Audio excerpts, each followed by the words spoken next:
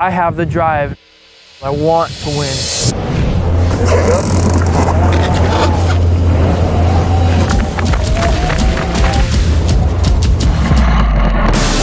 You step in this boat, there is nothing stopping you except for yourself.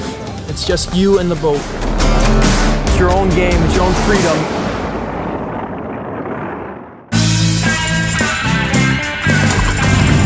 Welcome to American Beauty, the series that explores the roots of American identity, the independence, creativity, and resilience that can be found throughout the country.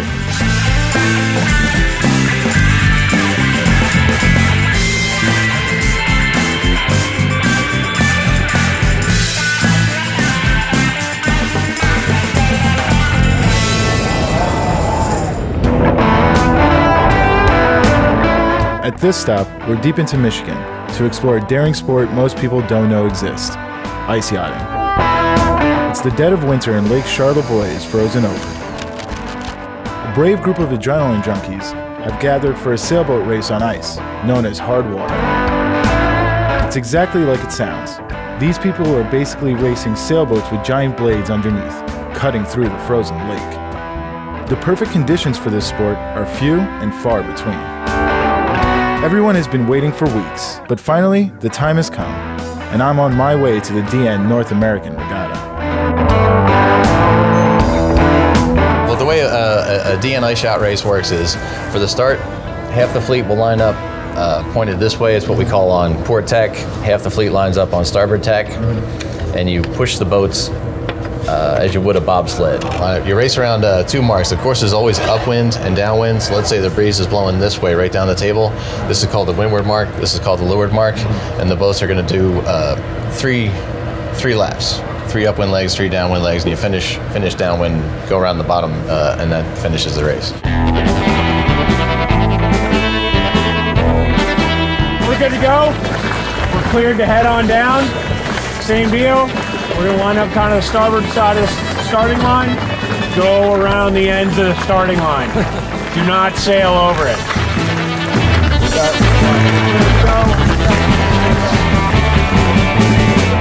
Each race is 3 laps, with boats topping speeds of 60 miles an hour. The race begins with a fleet of up to 50 racers staggered across the starting line.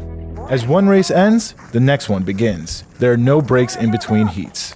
The flag is up!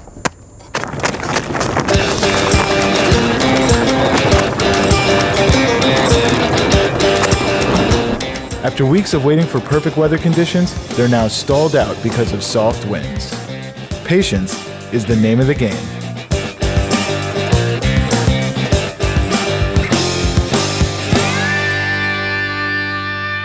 So you guys were all here since like 9 a.m. and you only got 1 race off. Is that par for the course? It happens. You know, if there's no wind, there's no sailing. It's pretty much as simple as that. Chad Atkins is the Commodore of the Eastern region and one of the key members of the race committee. I checked in with him for an update. So Chad, we're out on the frozen lake, and I noticed that everyone's kind of just holding tight, holding steady. What is everyone waiting for? So what we got going on is we had a little bit of breeze in the morning. We were able to get out here.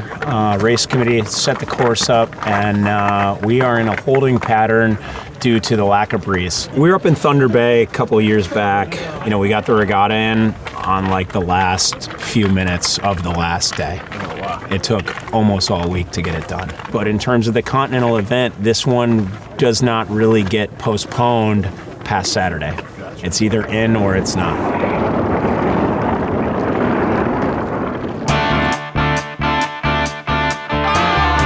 After a disappointing first day, the competitors were anxious to begin racing.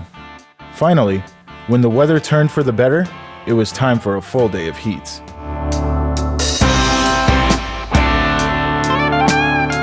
But before things got into motion, I spoke with 2 racers that represent the legacy of the sport. North American champion Ron Sherry and his son Griffin, to get their perspectives. So Ron, we saw that you're here with your son. How did he get into the racing? How did you get into ice boat racing? I think Griffin went for his first ice boat ride when he was 4 years old. And My wife was chasing him down the ice. He was going really fast. He started really young and just loved it.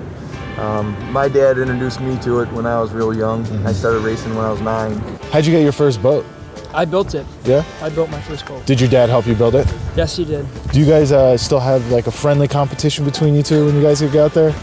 When we're on the course, it's blood, but Yeah? you know, Your dad is a 11-time champion. Do you feel like there's a lot of pressure on you to bring one home? I wouldn't call it pressure, but I have the drive and I have that want. I want it more than just about anything in the world. I want to win. The wind's finally picked up and all the waiting has finally paid off. Everyone's heading to the line for the first race of the day, and it's going to be pretty brutal out there with speeds hitting 60 miles an hour. Waiting on the right. Waiting on the left.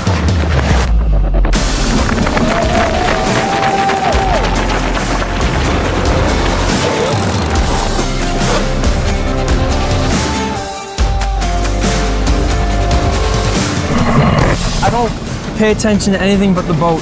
The boat speaks its own language. It's your own personal roller coaster. You can go for as long as you want and they don't stop.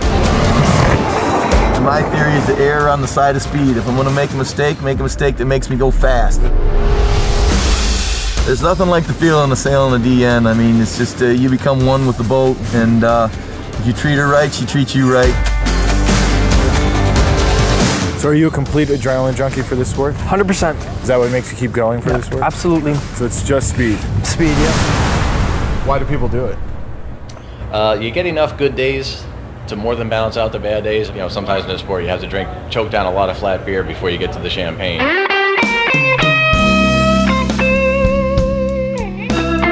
After an exhausting journey, the regatta finally came to an end. Against all odds, these racers managed to get their adrenaline fix. The day was a success. Race after race, each competitor crossed the finish line, celebrating their own personal victory. Their dedication had paid off. With the odds stacked against them, the sport takes a lot of commitment and patience.